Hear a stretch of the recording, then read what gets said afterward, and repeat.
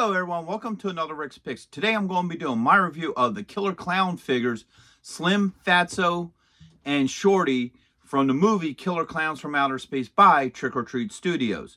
So what I'm going to do is I'm going to take a look at all three of them in packaging, then I'm going to take a look at each one of the figures, and then I'm going to give you my thoughts on them. And just remember, at the end of this video, I got a special surprise for you bohabs who are looking forward to these new Gwar figures coming out by Trick or Treat Studios. So if you're into that, stay around and catch the end of this video. And also, while you're at it, go ahead and hit that share, like, and subscribe buttons. They're small clicks for you, but it really helps this channel grow. So, without any further ado, let's get to the review. Alright, so here they all are in packaging. First up, let's look at Shorty. Now, the packaging is pretty much the same for all of them. So there's no real major differences. So right here, you got the Killer Clown logo, his name, okay. Bring this up a little bit closer here. You can see the Trick or Treat logo here. All right, you look at it up front, you got the screen grates.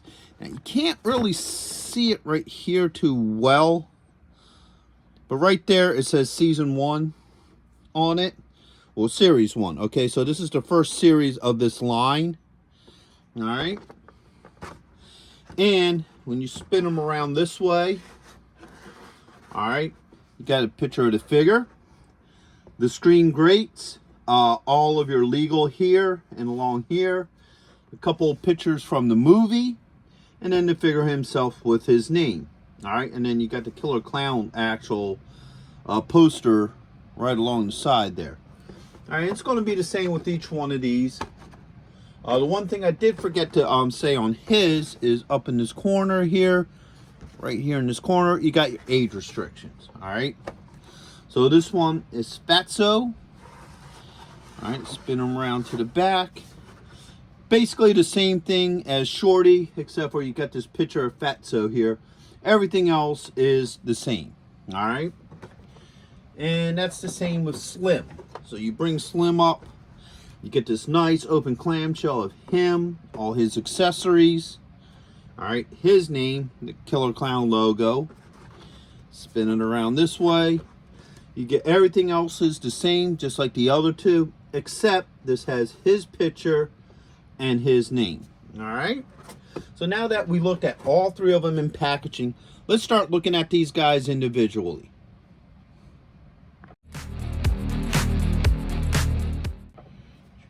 All right, so first up, we got Shorty. He looks really good. I love the detail on him. He has that sense of pop to him.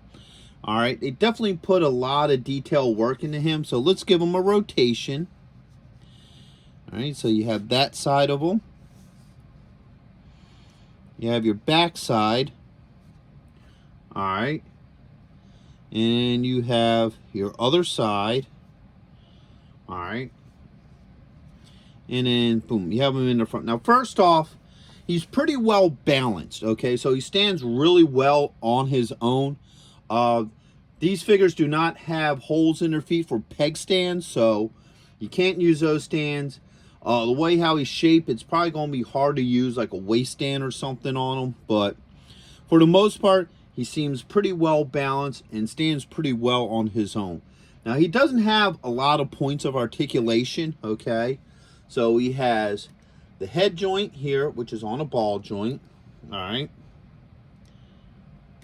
And he has a shoulder joint, okay, which is basically up and down. There's no side movements or nothing. So this is all the movement you get in the shoulder. And then you got a wrist joint, okay? Let's look at his face real quick. The face detail is really nice. They put some really nice work into that. You can see all the lines and creases and everything to his face. Probably my one disappointment with this particular figure is that he doesn't have any accessories. Like, I think it would have been really cool if he would have had the biker guy's head or something, you know, because, spoiler alert, for any of you who've seen the movie, you know there's a scene where he rides in on his little bike, where a whole bunch of bikers are. They make fun of him, laugh at him, And the guy looks at him and says, "What you gonna do? Knock my block off?" And he hits him in the head and knocks his head clean off. So I think it would have been cool if he would have came with that head at least, or some sort of accessory, you know.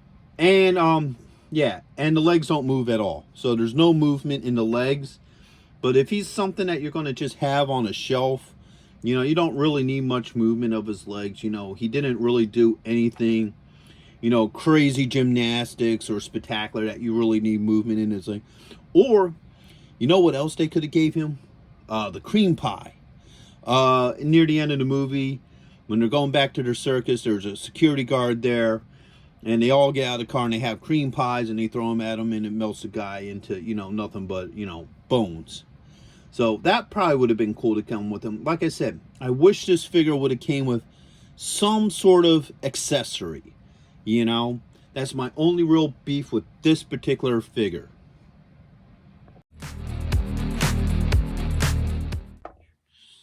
Okay, so next up is Fatso. And just like Shorty, he's very well designed. They did a lot of detailing in him. He doesn't have a need for any kind of stand because the way how his feet are, if you look at the bottom, they're wide enough to where he balances really well. There's no need for, you know, any kind of stand. Plus, his legs don't move. So they're pretty much, you know, as they are. So let's first give him a rotation. All right, you got that side. You got the back. All right, you got this side. And then you have the front again. Now, he doesn't have that many points of articulation. Just like Shorty, he has all the same points of articulation. So his head does move. All right, there's not a lot of movement in his head. There's not really much you can do with it. But there is movement there. You do have the shoulder joint. And I was wrong on Shorty because you actually can get the arm up like this. Okay. And then you have a wrist joint. All right. Now, just like Shorty, I want to bring him up close so you can really see the detail in his face. And the neat thing is that they use a more metallic paint for the faces. Not like a flat white, but they gave it a more metallic look, which kind of makes him look a little bit more evil. And even in his fingers, like you can see in his fingers here, you got the fingernails are colored in and what have you. So he does come with an accessory. He comes with the cotton candy gun. All right. So what this gun does is it shoots cotton candy at people, and the cotton candy surrounds them, and then it slowly melts them down into a juice that they can drink. All right. So this is his trigger hand, as you see here. You got your trigger finger and what have you. See how well this fits in. All right. Now these hands are really solid. All right. So it makes it a little bit hard to get that gun in there, but looks like it goes in well. All right. It sits in really loose though. I'm trying to see if I can kind of work this to where. All right. So there he has the gun in his hand. Let's bring it up close. All right. You look at it from this side, you can make it so the gun does actually sit so his finger hits the trigger. All right, so it can actually look like he's shooting it. Just it's kind of at a weird angle because it makes it look like he's going to shoot over there instead of in front of him. And there's no adjustments to the wrist. The wrist only spins. There's not like a ball joint or anything, so you can bring the wrist forward. So that's a little bit of a disappointment. With this figure, I would have also liked to have seen him come with a straw. Because in the movie, there was a point, and I believe it was him, where he comes in walking into the cotton candy room and he takes like a weird, you know, shaped straw, puts it into one of the cotton candies, and then he drinks from it. You know, so I think it would have been cool if he would have also came with a straw to go with, you know, the cotton candy gun.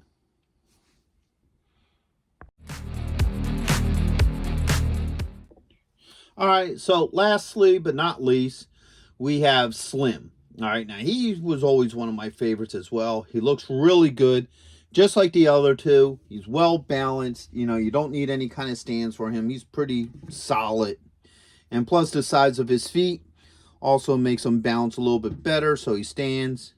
Let's get the rotation in real quick. All right, so you have them at this side. You have them on that side.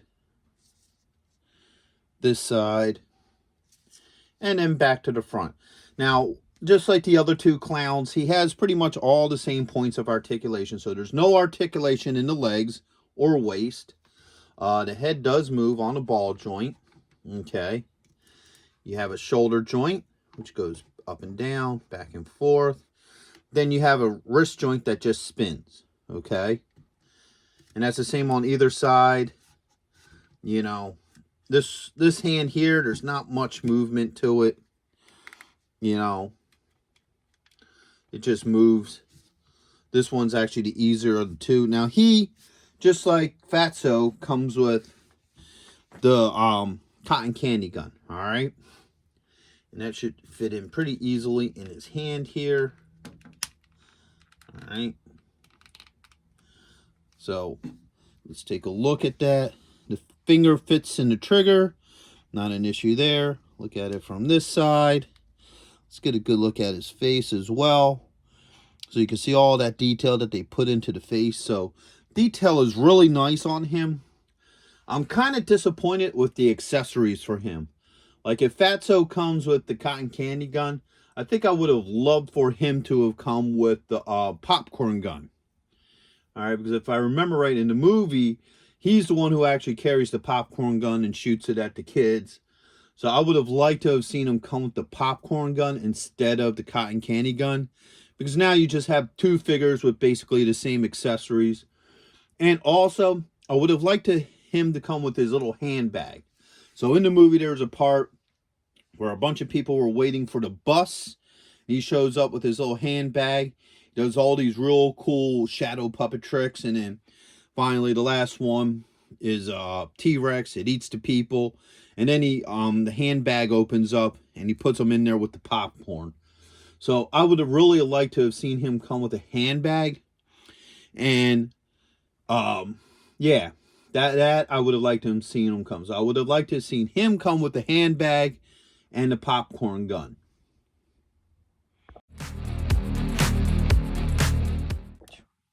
All right, so overall, I do like these figures. The thing I like the best about them is the attention to detail. There's some really nice detail on them, you know, from the facial expressions to like the way how their outfits are made, and even the details on the weapons and what have you. All right, I only have two issues with these figures. One is the accessories. Two is the points of articulation. So first off, Shorty, I think he should have got some sort of accessory. Whether it been the gang member's head, maybe a stack of pizzas or something. You know, I think he should have got something. Okay. Fatso here is probably the only one I don't have any issues with his accessories. I'm okay with him coming with the cotton candy gun. Though I do feel like he should have came with a straw. I think that would have been cool. Or even better, a straw and a cotton candy, you know, bag. I think that would have been really cool if he would have came with a straw that you could hook into one of the cotton candies. That would have been really neat. And also Slim, I really think he should have came with the popcorn gun and his handbag, because I think the popcorn gun would have really went better with him. Instead of him both having the same accessories, you know. So those were my issues with the accessories. Point of articulation. It doesn't bother me that the legs don't move, because like I said before, these characters really didn't do a whole lot of gymnastics or crazy movements. You know, they basically walk from point A to point B. So, you know, I don't care about the legs. In the arms, I would have liked to have seen a little bit movement, maybe an elbow joint. I would have liked his wrist to have been on a ball joint so you can move this gun and maybe have it pointing towards you, what have you, instead of just out into space. So those are my only issues with the point of articulations and with these figures. But overall, I think they would still look great with any of your other collectibles, such as horror movies, Killer Clown collectibles, and whatever. They definitely would look great on a shelf. So with that being said, as I alluded to in the beginning of this and in the thumbnail, I do have a minor update on the new Trick or Treat Gwar figures. Now, for any of you who are watching this video and you don't know who Gwar is, they're a heavy metal band of space mutants that were trapped on, in prison on our planet, and now they're off causing chaos. That's the short of it. So the update is, I spoke to a source, and he said, when I showed him a picture of Shorty, that the Gwar figures will be the same scale as these guys. So as you see these guys in scale, the Gwar figures will be the same, okay? So this is the height that your Gwar figures would be. Because I asked him two questions. I showed him a picture of Shorty, and I said, are they going to be the same scale, and what are the price point? He said the scale is the same. They will be scaled the same, but they're still not sure on a price point yet. So nobody knows exactly how much the Gwar figures are going to be yet. But an educated guess from somebody who deals with toys a lot and toy companies and whatever, I would think they would be close to price in these. Because most toy companies keep the scale of their figures close in price. For example, Hasbro has the Indiana Jones line, the G.I. Joe Classified, the Marvels, and the Black Series, the Star Wars Black Series.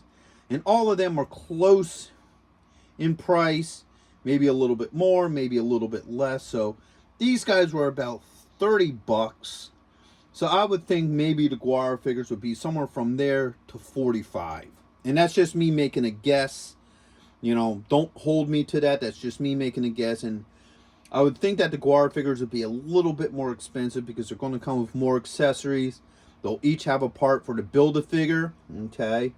And also, I'm hoping that they would have more points of articulation. Like, I would like to see some, elbow joints, knee joints, and, more points of articulation with those particular figures. Because I think they would need it. So, when you add in more points of articulation, more accessories, plus a Build-A-Figure part, that can bring the price up. So I would guesstimate they would be closer to 45. Probably the most I would think would be 50. And that would put them right up into the Super 7 category. Super 7 figures are usually about 50. And once again, that shows how toy lines keep price points about the same, because the Super 7 figures, like your G.I. Joe, your Thundercats, your Ninja Turtles, they're all around the same price, even though they're different franchises. So that's my little update on the Gwar figures, just so you can look at these guys and see, hey, look, this is going to be approximately how big my Gwar figures are going to be when they finally do come out for a pre-order. So if I get any other information on those figures, I'll definitely make a video. I'll put it out there for any of you bohabs, so, to keep you guys up to date. So with all that being said, I hope you guys did like this video. If you did, go ahead and hit that thumbs up, share, and subscribe. And also check out my horror and sci-fi playlist, where I do reviews on other, horror and sci-fi figures as well. So check that out. And with all that being said, have a nice one, folks. Late.